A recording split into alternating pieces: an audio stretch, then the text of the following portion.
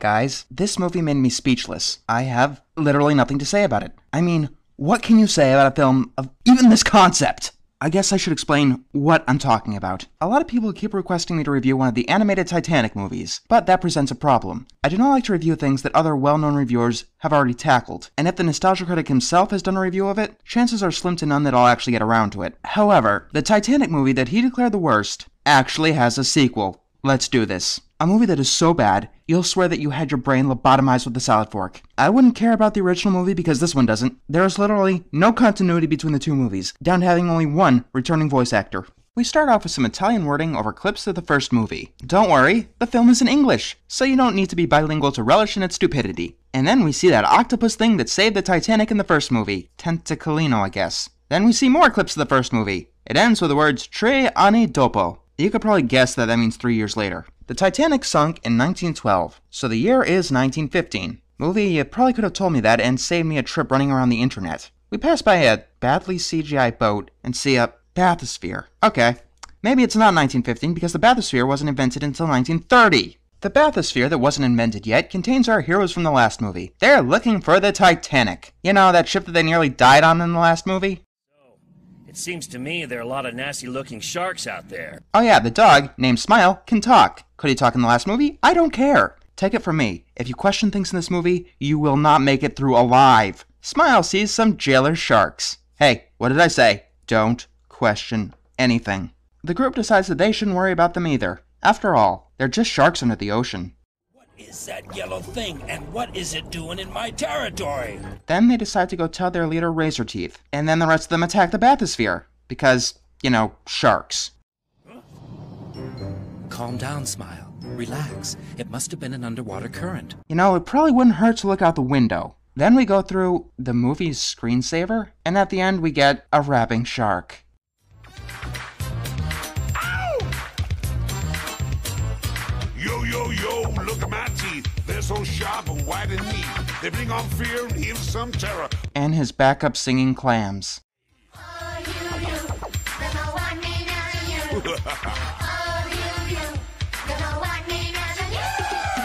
It's the worst rap song I've ever heard in my life. One of the sharks, who has an annoying stutter, tells Razortooth that the bathysphere is going through his territory. Do you know what his biggest problem with it is?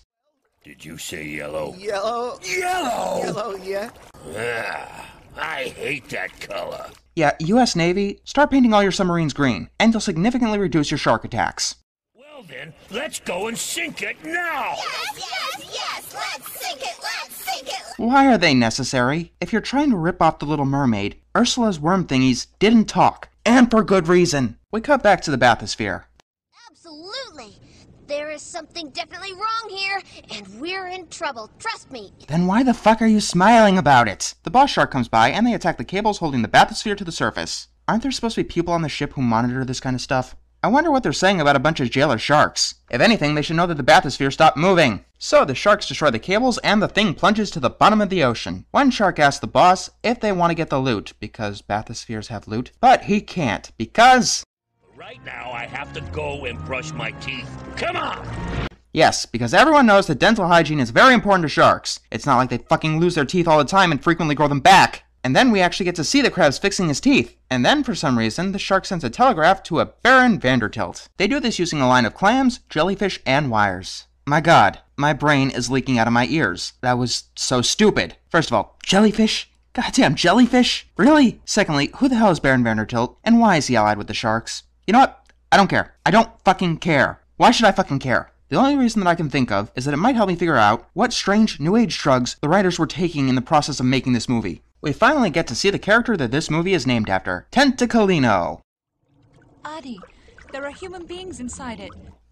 You name your movie after a character who didn't belong in the first one, and then you change his name? Was that to boost sales, maybe? Did Adi test poorly to shareholders? Or did the sequel to the most offensive animated movie ever made just not fit on the cover? Anyway, Adi sees that everyone in the bathysphere has passed out. He sees Elizabeth and recognizes her for some reason, and tries to pull the bathysphere off the ground. And then Captain Planet comes by riding a golden chariot driven by pink and green sea ponies to take the humans to the magical kingdom of Atlantis.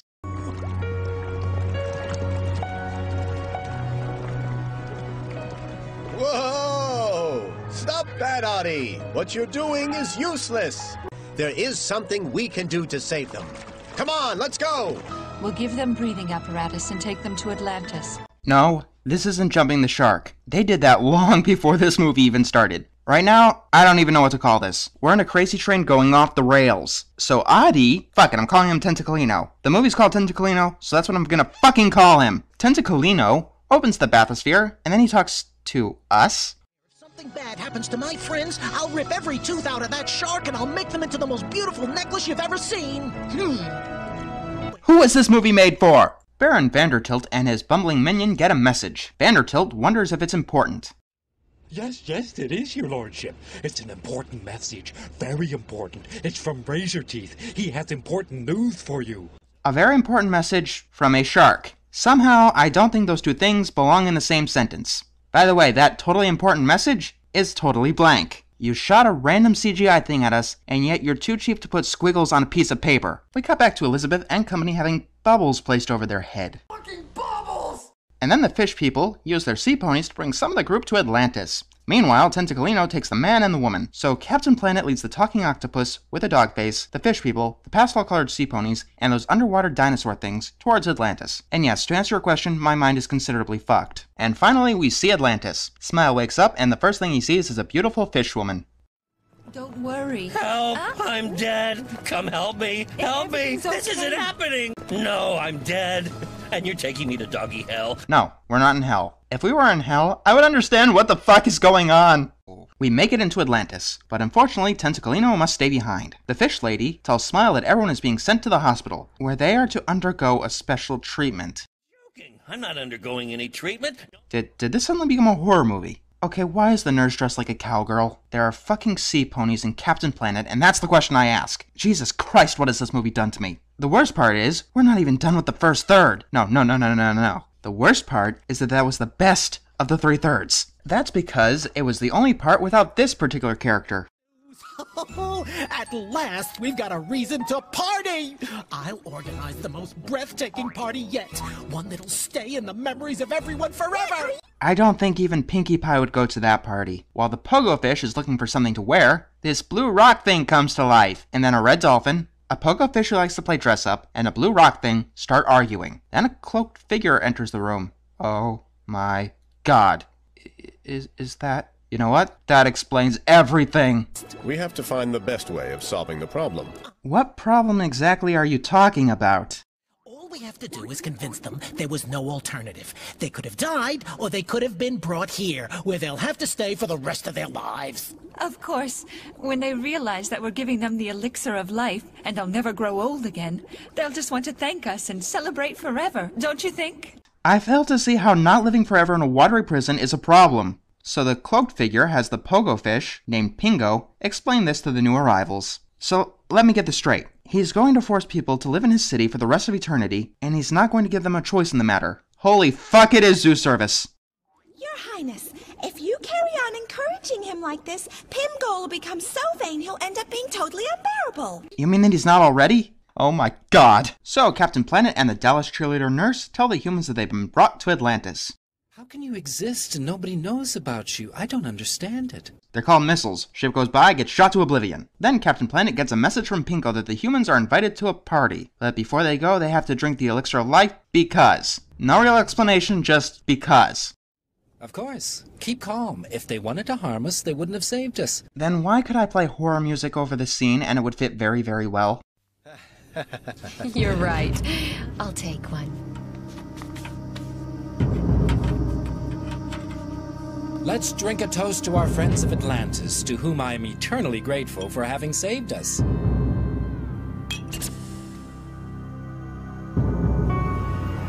Great, now you get to stay in Atlantis for the rest of eternity. Have fun! So after an absurd amount of nothing happening but the animation barfing in our face, they make it to what looks like the town hall, which is guarded by Nutcracker soldiers. Huh? I don't believe it. Aren't those toys? Yes. Yes, they are. You have no idea how many toys we have rescued. Toys that have gone overboard during their crossing. Okay, so now toy soldiers can be trained to be literal soldiers. Great, yeah, we're not questioning it. No, I'm just gonna roll with it. Hey, look at that. They talk and move just like us. And that surprises you? The king says everything lives, moves, and thinks, even if it seems impossible at times. Except for the writers. They clearly... Wait a minute. Say that again. And that surprises you? The king says everything lives, moves, and thinks, even if it seems impossible at times. Dun, dun, dun! So they go inside to Toyland, where Pingo introduces himself. And then we get the worst song that I ever heard in my life. Welcome to Atlantis, where everything's a dream. And it's a special place. We have a king and have a queen. Oh, it doesn't sound so bad at first, but wait until they get to the techno part. By now you know that I'm not kidding about this shit, right? The water is fresh, you can swim around at the fish tech. It's a real cool sound. Coming to my shelter doesn't cost a dime. Am I having a fever dream? Please tell me that I'm having a bad fever dream. What demented minds put this to the screen? One thing I've got to tell you. Up there, you can't go back. And then that scene just ends. Just like that. It's like an extremely awkward phone call that ends with, "Oh, by the way, I'm pregnant." Click. And his beautiful consort. They were exploring the ocean bed in search of the wreck of the Titanic. In all probability, they have ended up at the bottom of the ocean, along with the mythical Titanic, which they were searching for so zealously. You heard it right here, ladies and gentlemen. According to this movie, sea ponies, sentient toys, and the magical kingdom of Atlantis are real. But the Titanic, that's just a myth. For the love of tap dancing Christ, what the hell is wrong with you people? And then that scene just ends. We are given a random broadcast in a random building that had nothing to do with anything. And when we get back, the people are in front of Zeus service. And now, I hope you will accept my apologies, and those of the Queen, for the lack of tact displayed by our counselor when he gave you the news. Great, now apologize for one-course meal. Or better yet, apologize for sentencing them to an eternity under the sea. I can now confirm it. From now on, Atlantis will be your home, and you will not be able to leave it ever again. And this is a good thing? Your Majesty, on the contrary, it's better that we were told about the situation right away. And I have to say your counselor informed us in the most amusing way, which helped us all to see the benefits. Great, yeah. No. Just no. No, no, no, no, no, no, no, no, no. We'd either have been left there to die, or we could have been brought safely here to Atlantis, however not able to return to our world. Here's a fucking brilliant idea. Why didn't they bring you to the surface? Yeah, movie never answers that. Ever. Instead, it's more interested in showing us literal puppy love. While Smile is distracted by his canine friend, a pirate mouse and his racist stereotype partner sneak up on the mice. Are you really going to question anything anymore? Apparently, they've been spying on the mice, and these obvious bad guys offer them a way out of Atlantis. So the good guys want to keep the people trapped in Atlantis forever, and the bad guys want to take them away from Atlantis. Fan-fucking-tastic. So they follow the mice to Tomorrowland. Blah blah blah ripoff. And then we cut back to Smile.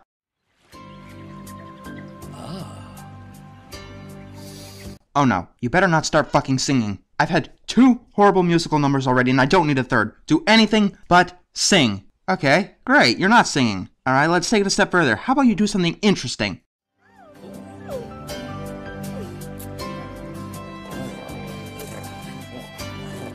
Oh, not that. Not that. Please don't show me doggy porn. I do not want to see doggy porn. Oh good, that scene just randomly ends. There was literally no point to any of that. We go right back to the mice who are making their way out of Atlantis. Wow, escaping from a city they weren't allowed to leave seems pretty damn easy. They decide to follow the rats instead of just flat out escaping because, you guessed it, potatoes. Then they make it to the leader of the rats.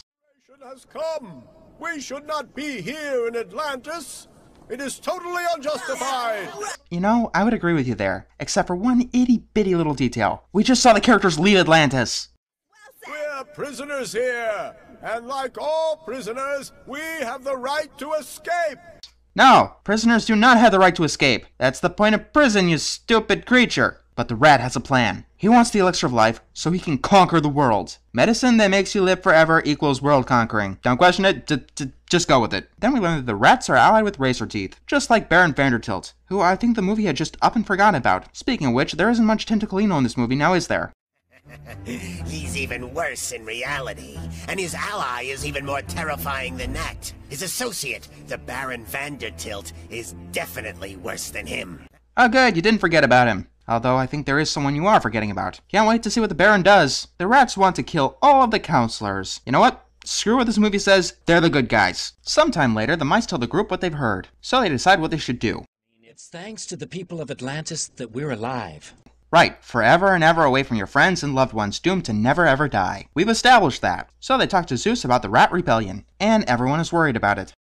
But if they dismantle me with a screwdriver, I'll die, won't I? No, calm down. No one's gonna take you apart. No one will hurt you. They'll have to have a screwdriver, and down here in Atlantis, there are no screwdrivers. They've all been banned. What an odd law. You ban screwdrivers. What is this, high school? Pingo's panicking is interrupted by Zeus using his Green Lantern ring to pull forth his sentient chair. Oh, how'd he do that? Tell me how he did that. No, be quiet, you two. He's using his powers, and he doesn't want to be interrupted. Sums up the movie quite nicely, doesn't it? Zeus here decides that the mice will help the rebels in every way possible. Sounds like a plan that the almighty Zeus Service would come up with. So instead of just sending his invincible army towards the rebellion, he instructs the mice to gain their trust. We must prepare for battle. All we have to do is win. Yep, that just about sums it up. World War II, all we gotta do is win. Excellent battle strategy. You, sir, are a 5-star general. I salute you. Zeus replaces the elixir of life with a false flask filled with plain water and instructs the mice not to get caught. The two mice go wandering around the city with the rats until the rebellion goes totally spies on them and drops them through the floor. The leader decides that the pirate, the stereotype, and the two new guys will make up his crack team to steal the elixir of life. You know what? That's probably the most sensible thing that's happened so far, so I'm definitely not going to question it. We cut back to Zeus, who says that the plan is going good. How does he come to know all this? He sees and hears everything. Good, Zeus. Here's my middle finger you could shove up your ass. He creates a false flask and tells the others to replace the elixir of life with that one. The crack team breaks into the room and steals from Aladdin. Seriously, do you assholes have any shame? You know what? That's one question I really shouldn't have asked, because I know what the answer is. We all know what the answer is. Pingo, Smile, and the Otter Thing come in and the pirate draws his sword, which breaks on the first strike. Honestly, this is the worst fight scene that I've ever seen in my life. Mostly because they seem to slow down the footage during every single impact. Then Pingo replaces the flask with the bottle of water. Now hit me and run. You don't have to ask me twice. Best part of the movie. So the rats swim away with the flask of water towards a place with a bunch of sunken ships. Holy crap, I was kidding when I said they used missiles to defend themselves. Or maybe I wasn't. You can't make shit up when it comes to this movie. I mean, it just can't be done. I mean, I could say that we're going to have a talking dog riding a chariot being driven by sea ponies while firing a laser pistol at jailer sharks, and the movie would find a way to make it happen. We come back to the rats who are celebrating their victory. When they hear that the mermen are coming, they start swimming to the surface. Here's a question. Why didn't they do that at... You know what? It isn't worth it. It's not worth it. Razortooth comes back to his telegraph machine and sends another message to the Baron, basically asking for reinforcements. What are you rambling on about? Mermen, mermaids, rats from Atlantis? What are you writing about, Jeffrey? Have you been drinking by any chance? Did I accidentally stumble into one of those behind-the-scenes features? At least the request for help is clear. Yeah, request for help. Kinda sums up the movie, doesn't it? Give the order to launch the mini-submarine so we can help the rats and sharks in the battle against the mermen and mermaids. And then you just accept it at point blank like that. Whatever, it's good enough for you, it's good enough for me. Then we see... I told you. I fucking told you. It was impossible. You can't joke about this movie. The mice go to the back of their group in an attempt to sneak off, while freaking laser beams get shot at them. And this battle scene is also completely horrible. All of a sudden, mini-submarines appear, and then that scene just ends. We cut into randomly marching infantry. Zeus sees what he thinks is a little girl. I'm called Brumali, Your Majesty, but I'm not a little girl. Apparently this commander has been cursed because he fell into the hands of a little girl. The colors of my glorious Scottish regiment were changed for a frilly girl's skirt. It's awful. I can't bear it. First the victims of the Titanic, then the Asians, and now the Scottish. Is this movie trying to offend everyone on the fucking planet? Anyway, the commander wants to get rid of his curse, and the only way he could do that is to prove himself. And to do that, he moves the cannon and takes his wig off. Yeah, I know. It's almost over. We're almost there. He blasts a mini-submarine and gets promoted to general. That's all it takes? Really, blasting one enemy. And then he plays the bagpipes because he's Scottish. They fire missiles, and then those missiles start firing lasers. Because, you know, that's what missiles do. Hey, do you know what's going on? What are we doing here?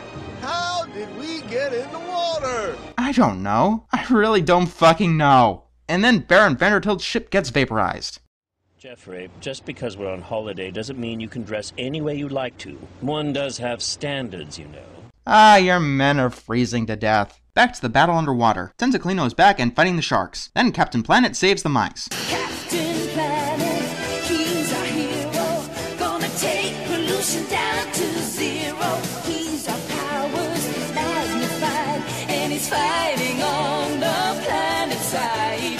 Smile gets his revenge, the sharks get electrocuted, and everyone retreats. Zeus says that they don't have to worry about the mice giving away Atlantis. Wow, you finally gave me a reason why the people couldn't go back to the surface. Too bad that we only have 20 minutes to go. Anyway, they're all wondering why the rats who escaped eternal prison aren't getting punished.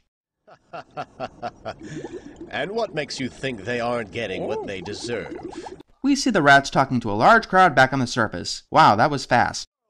We will be the rulers, and we will destroy all those humans who are of no use to us. The others will become our slaves. Sounds like a rock-solid plan. So they decide to give the elixir of life to a frail old rat. They're in for a big surprise. Be quiet, Smile. Cha, we want to see a rodent drown to death. Speaking of which, yeah, they really show him drowning. You people are sick. Like, really damn sick. Luckily, he comes up and sends the rat leader and his cohorts to an insane asylum. Then we see Pingo dancing around with a screwdriver. Yeah, you know, the only fucking thing that could kill him, and we were told was banned from Atlantis for no good reason. And apparently, they're best friends now. Great. Just fucking great. If I didn't know any better, I'd think they were doing this on purpose. So Zeus decides to reward his captives by rebuilding the Titanic. Are you shitting me? There's no other explanation. This movie is fucking shitting me. That's not slightly offensive at all. No, just no. Adi, His Majesty asked me to come and help you take the Titanic to the Forgotten Island. Do you know where Froggy is? So Tentacolino puts the Titanic on the giant manta ray, even though he had a hard time lifting the bathysphere at the beginning of the movie. And then, I think I died. My word. I think that the movie literally killed me. Is this heaven? It must be heaven. No, it's the intro to the amazing island for the GameCube. Here is the reward we promised you. This island is now yours, and this will be your new home. This is a secret island, unreachable by anyone, and here you will live happily ever after.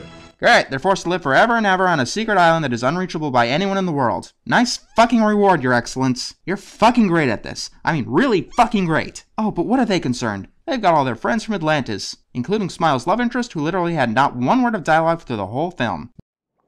This isn't a mirror. You're right, it's a window. No, actually, it's a magic screen that allows them to see whoever or whatever they want. Great, now they can see their old friends and family grow old and die. Isn't that just a great reward? They gaze into it, and see that the rat leader and his subjects are in the insane asylum, presumably for the rest of eternity. And being in the asylum turned them insane because that's what asylums do. And take the real elixir of life. I was betrayed. Someone replace the flask! Doctor, if you let me go, you'll become the Emperor's personal doctor. Trust me! Don't go! I'm telling you the truth! He's got a really big personality, but unfortunately there's no hope for him. He's as mad as a hatter. He keeps, talking about Atlantis, of mermen and mermaids, of conquering the world. I'm afraid we'll have to keep him in here forever. That's not creepy as all fuck. And then we randomly end on a song. Ladies and gentlemen, I don't think it's any hyperbole when I say that this is possibly one of the worst, if not the worst, animated movie ever made. The story shifts between batshit insane and nothing happening, the bad guys are more moral than the good guys, and it doesn't give a shit about continuity. Wait, the 23rd's coming up. I've got one animated atrocity left, and then I could start reviewing episodes of MLP again. And the next one is, oh goody, a 6th episode. That means a G3 special. No, my son. There is one thing you must do before you return to Friendship as Magic. One you have been delaying from the very beginning. Hi, do I know you? No, you do not. But you know my words. They said that one day you would be able to fight a sea sponge. After conquering the worst animated movie ever made, you are finally ready. You don't mean... Put it together, boy. We're in Atlantis, dealing with zoo service. You know what comes next. But I do a G3 episode every 6 reviews. I don't want to break a pattern. Call it episode 31. You must deal with this now. Are you telling me to cheat? Yes, I am. What kind of ancient master are you? I'm not. I'm a crazy old man who drank some laundry detergent and broke into your house thinking he's Chop Chop Master Onion. Now tell me, what did the detractors say about Magical Mystery Cure? They said that the musical numbers were terrible, they didn't have a right to surprise us on the musical element, the plot was nonsense, and it was an insult to the adult fan base. Show them what that looks like. Show them the truth. It must be done.